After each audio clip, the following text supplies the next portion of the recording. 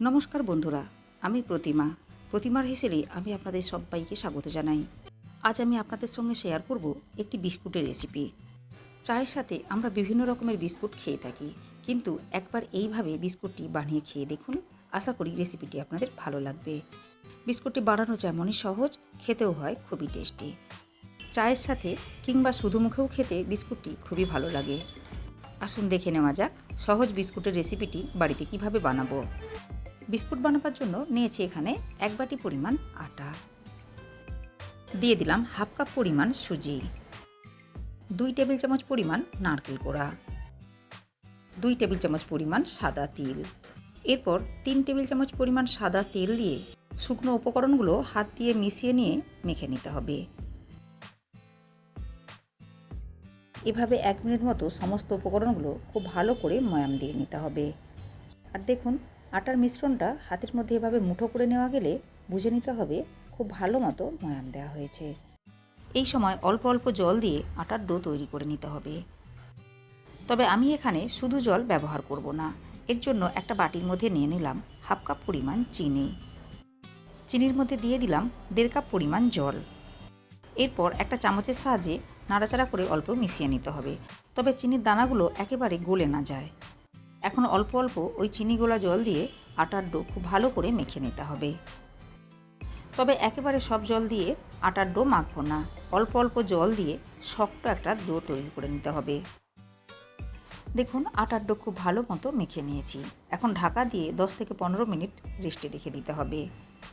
15 minute পর ডোয়ের উপর থেকে ঢাকনা উঠিয়ে নিয়ে ডোটা আরও একবার খুব ভালো করে মেখে নিতে হবে।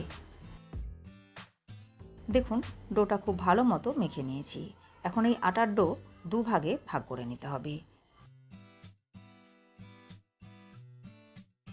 বেলে নেওয়ার সুবিধার জন্য লেচি দুটো হাতের তালুর সাহায্যে এভাবে একটু গোল করে নিতে হবে। বিস্কুটগুলো তৈরি করে নেওয়ার জন্য পিঁড়ির ওপর একটা লেচি নিয়েছি। এরপর লেচিটা গোল করে বেলে নিতে হবে। তবে খুব বেশি পাতলা কিংবা খুব বেশি মোটা করে বেলবো না, মাঝারি ঘনত্বের একটা রুটি তৈরি করে নিতে হবে। দেখুন, একটা মিডিয়াম ঘনত্বের রুটি তৈরি করে নিয়েছি। এখন একটা ছুরির সাহায্যে রুটির চারিধার কেটে চৌকো শেপ দিয়ে নিতে হবে। এরপর সাইডের বাড়তি অংশগুলো উঠিয়ে নিতে হবে। দেখুন, রুটিটা চৌকো শেপে কেটে নিয়েছি। এখন এটা 2 ভাগে ভাগ করে নেব।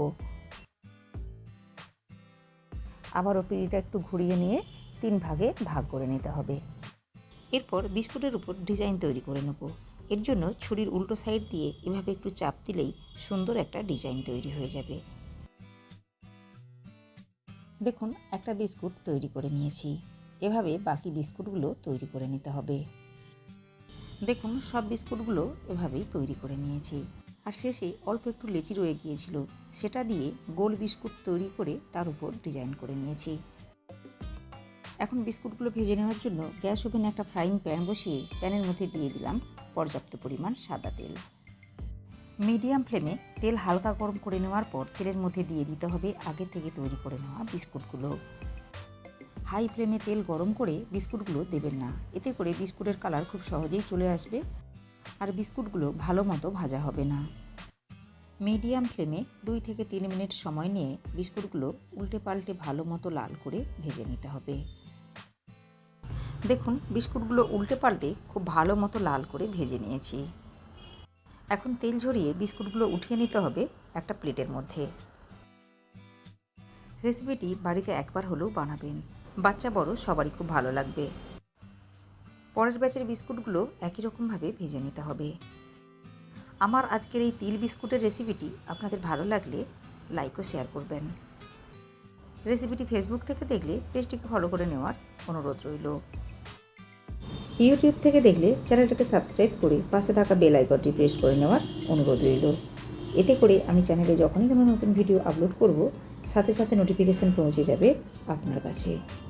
দেখুন, সব বিস্কুটগুলোই ভেজে নিয়েছি। আজ এই পর্যন্তই।